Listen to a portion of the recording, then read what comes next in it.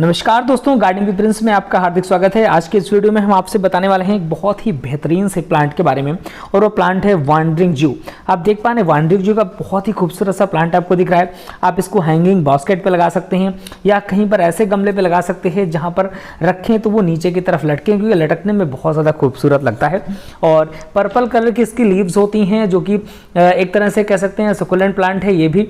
और जिस तरीके से आपने देखा होगा कि पर्पल हार्ट का प्लांट होता है, लगभग उसी तरीके से ये भी होता है, लेकिन ये लंबी लटकने में नीचे की तरफ लटक पे आता है और इसकी पीछे की पत्तियां पर्पल डार्क पर्पल होती हैं और आगे की जो पत्तियां होती हैं वो कलरफुल डिजाइनर होती हैं, यानी कि ग्रीन और पर्पल मिक्स पे होती हैं।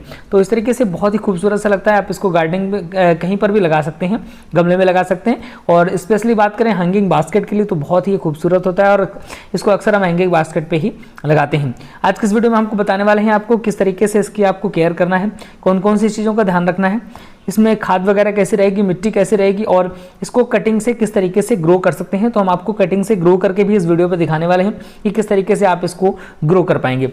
बात करें इसकी मिट्टी की, तो मिट्टी बहुत ही नॉर्मल सी मिट्टी इसको चाहिए होती है, जिसपे कि आप कोकोपीट है और थोड़ी सी वर्मी कंपोस्ट मिला लीजिएगा।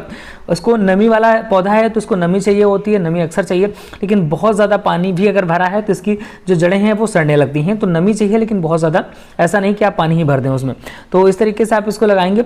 और इसके अलावा इस पर अगर हम खाद वगैरह की बात करें तो खाद वगैरह की बहुत ज़्यादा ज़रूरत नहीं होती, क्योंकि इसमें फूल वगैरह नहीं होते, केवल पत्तियाँ होती हैं। तो इसको साल में महीने पर एक बार दो बार आप लिक्विड फर्टिलाइजर दे सकते हैं।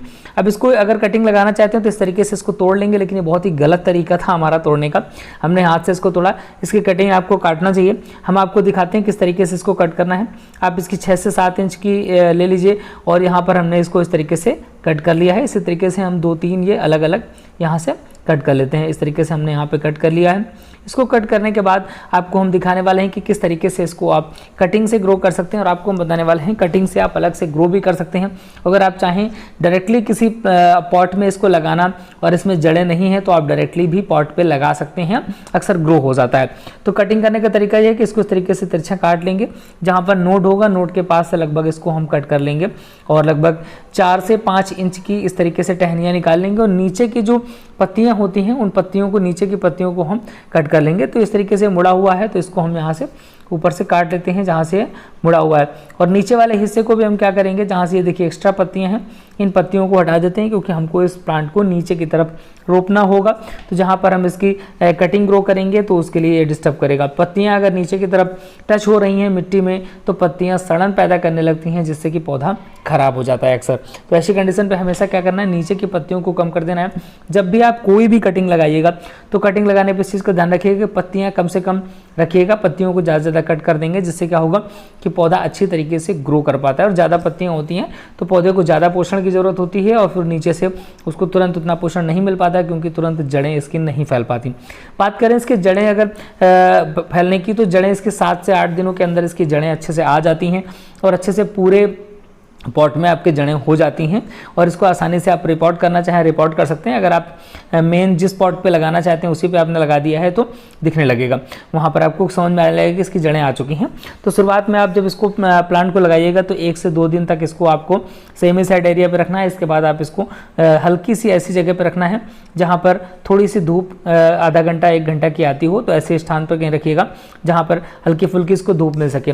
वैसे भी इस प्लांट को अगर आप जहाँ भी लगाना चाहते हैं तो बिल्कुल आपको फुल धूप में नहीं रखना, फुल धूप में बेकार हो जाएगा।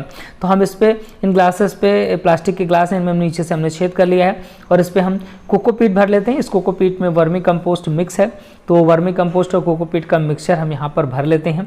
और इसी पर हम आपको दिखाने वाले हैं कि किस तरीके से आप इस पे आसानी से ग्रो कर सकते हैं, क्योंकि कोकोपीट बहुत ही सॉफ्ट होता है तो इसमें आसानी से जड़ें जो है ना ग्रो कर जाती हैं। तो वो आपको दिखाने वाले हैं किस तरीके से ग्रो करेंगे। तो फटाफट हमने यहाँ पर ये 4 ग्लासेस हैं जिनमें कि हमने कोकोपीट भर लिया है, और इसको हम गीला कर लेते हैं कोकोपीट, क्योंकि पूरी तरीके से सूख चुका है। गीला करने से हमें लगाने में इसमें आसानी रहेगी। वैसे आप चाहो तो पहले से गीला भी रख सकते हो। तो इस तरीके से गीला करके हम इस पर ये नमी इस पर हो जाएगी, और हम बीच में इसमें छेद करेंगे किसी चीज़ से, या ऐसे डायरेक्टली हम इसको यहाँ पर रोप देंगे। तो फटाफट हम क्या करते हैं, जो हमारी 4 हमने ये टहनियाँ तैयार करी हैं जिनको हमको ग्रो करना है, उनको हम फटाफट इस पर लगा देते हैं। और लगाने के बाद इसके बाद हम दिखाने वाले हैं आपको 15 दिन बाद या हफ्ते भर बाद आपको दिखाएंगे कि किस तरीके से ये ग्रो करेगा। तो ये हमारे चारों प्लांट लग चुके हैं, चारों प्लांट हमने लगा दिए हैं।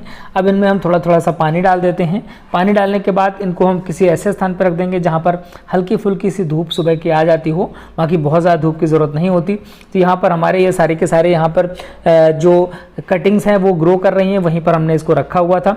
ये 7 दिन बाद का रिजल्ट है। 7 दिन बाद हमने इसको देखा है और 7 दिन बाद आप देख सकते हैं कि इसमें यहाँ पर जड़ें आना शुरू हो गई हैं। इस पर रूट्स दिख रही हैं कि रूट्स आ गई हैं।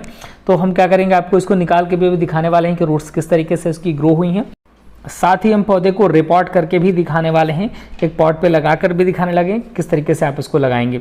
तो ये प्लांट हमारा तैयार हो गया। हमने एक पॉट ले लिया है एक छोटा सा, और इस पर हम ये इस तरीके से रख लेते हैं कि जिससे इसका जो ड्रेनेज होल है वो पूरी तरीके से बंद ना हो, उस पर एक्स्ट्रा जो वाटर हो वो निकलता रहे। क्योंकि अगर इस प्लांट पे एक्स्ट्रा वाटर रुक गया तो नीचे से समझ लो कि जड़ें इसकी सड़ने लगेंगी। तो हमने यहाँ पर ये मिट्टी ले ली है। इस मिट्टी में काऊ डंग कंपोस्ट जो है वो मिलाई हुई है, और साथ में ऑलरेडी इसमें वर्मी कंपोस्ट और ये कोकोपिट इसमें था ही, तो इसको हम हटाएंगे नहीं। इसको हम पूरा वर्मी कंपोस्ट और कोकोपिट वाले मिक्सचर सहित हम इसमें डायरेक्टली लगा देंगे। और अगल बगल से ये हम गार्डन सॉइल और जो इसमें गोबर वाली खाद है वो मिली हुई है, तो इसको हम लगा देंगे। बहुत ज़्यादा खाद की ज़रूरत होती नहीं है, तो इस वजह से कोई दिक्कत की बात नहीं है। ऑलरेडी इसमें वर्मी कंपोस्ट है, तो इसको हम खोल करके निकालते हैं। इस तरीके से हम इसको निकाल लेंगे, और निकालने के बाद हम इसको रिपोर्ट करने वाले हैं नई जगह पे। तो हमने इसको हटा लिया। आप देख पा रहे हैं इसकी कितनी सारी ढेर सारी जड़ें निकल आई हैं। इसने चारों तरफ जड़ें फैला दी हैं। इस प्लांट की जो छोटी सी टहनी लगाई थी उसमें ढेर सारी जड़ें हो गई हैं, और आसानी से इसको हम डेवलप कर सकते हैं। इसको कहीं पर भी हम लगा सकते हैं। तो हमने इस तरीके से इसको यहाँ पर ऐसे रख लिया है, और इसके अलावा जो हम मिट्टी है हमारे पास, उस मिट्टी को हम इसमें भर लेते हैं और अगल बगल से, जिससे ये मजबूती हो जाए। और ये पॉट बहुत ही खूबसूरत लगेगा जिस समय ये ग्रो करेगा, और कुछ दिन बाद इसमें जो और भी टहनियाँ निकलेंगी और वो नीचे की तरफ लटकने लगेंगी। इसको आप कहीं भी ऐसे स्थान पर रख सकते हैं जो कि आप छोटी सी जगह, आप अपने रूम वगैरह पे, आप अपने डाइनिंग रूम वगैरह पे कहीं पर भी रख सकते हैं जहाँ पर हल्की फुल्की सुबह की धूप आ जाती हो और अच्छी खासी रोशनी आती हो। अगर बहुत ज़्यादा धूप नहीं भी आती है, अच्छी खासी रोशनी आती है, तब भी इस पर काम आसानी से चल जाता है। तो हमने इस तरीके से इसको यहाँ पर लगा लिया है, और इस पर थोड़ा सा हम पानी दे देते हैं। पानी देने के बाद ये पूरी तरीके से अब हमारा जो प्लांट है वो रिपोर्ट हो चुका है। तो आप इसे आसानी से ग्रो कर सकते हैं। अगर आप हैंगिंग बास्केट पे लगाएंगे तो भी बहुत ही खूबसूरत लगेगा। इसके अलावा जो हमारे बाकी और डेवलप हुए हैं उनको हम हैंगिंग बास्केट वगैरह पे लगाएंगे, तो आप इसको इस तरीके से ग्रो कर सकते हैं। आपको इन्फॉर्मेशन कैसे लगी कमेंट बॉक्स जरूर बताइएगा। अगर आपको हमारे वीडियो अच्छे लग रहे हैं तो वीडियो को लाइक करके चैनल को सब्सक्राइब जरूर कर लीजिएगा। देखिए हमने यहाँ पे इसको रखा हुआ है, कितना खूबसूरत लगता है। और इसकी सही जगह में अब आपको रखने वाला हूँ। यहाँ पर मैंने रख दिया है वॉश बेसिन के पास, और यहाँ पर हल्की सी धूप सुबह सुबह की आती है, जिससे ये पौधा अच्छे से ग्रो करेगा और बहुत ही खूबसूरत